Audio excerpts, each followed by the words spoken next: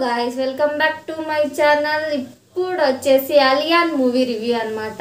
రివ్యూలోకి వెళ్ళే ముందుగా మన ఛానల్ ఎవరైతే చూస్తున్నారో వాళ్ళు సబ్స్క్రైబ్ చేసుకొని బెల్ అయితే ఆన్ చేసుకొని ప్లీజ్ సపోర్ట్ అయితే చేయండి చాలా మంది చూస్తున్నారు కానీ సబ్స్క్రైబ్ చేసుకోవడం లేదబ్బా ప్లీజ్ మీరు సబ్స్క్రైబ్ చేసుకుంటే ఒక మోటివేషన్ గా ఉంటుంది సపోర్టింగ్ గా ఉంటుంది ఒక చిన్న సబ్స్క్రైబే కదా చేసుకోవచ్చు కదా ప్లీజ్ ఇంకా సబ్స్క్రైబ్ చేసుకుంటారని ఆశిస్తున్నాను ఇంతవరకు సబ్స్క్రైబ్ చేసుకునే వాళ్ళకి థ్యాంక్ యూ సో మచ్ అని సపోర్ట్ చేసేందుకు ఇంకా ఏమాత్రం ఆలస్యం లేకోకుండా మన రివ్యూలోకి అయితే వెళ్దాం అనమాట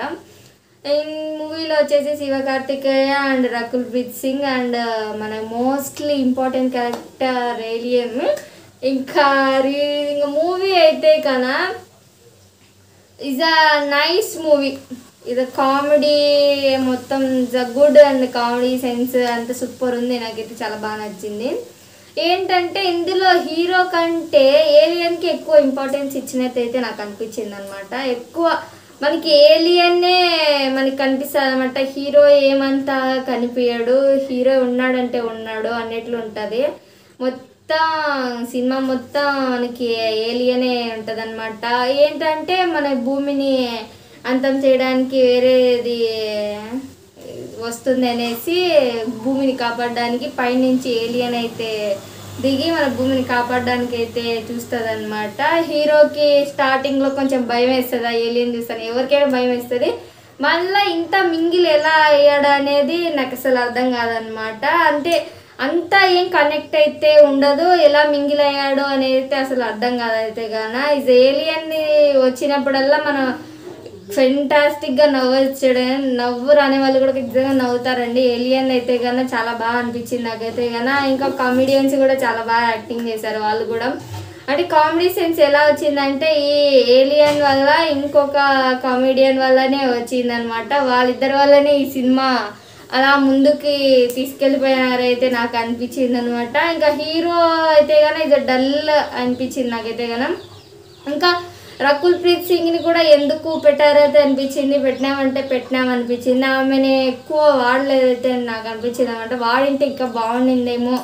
అని అయితే అనిపించింది ఇంకా ఓవరాల్గా చూసుకుంటే ఏలియన్ వస్తుంది భూమిని కాపాడడానికి హీరో కంటే విలన్ ఇంకా పవర్ఫుల్గా ఉంటాడు ఏలియన్ విలన్తో కూడా ఫైట్ చేస్తుంది హీరో విలన్తో ఫైట్ చేయడానికి ఏలియనే రావాలన్నమాట సపోర్ట్గా అంటే ఇంకా ఎందుకు హీరోగా ఉండడము ప్రతిదానికి ఏలియనే రావాలి అంటే ఇంకా హీరో ఉండడం వేస్టే కదా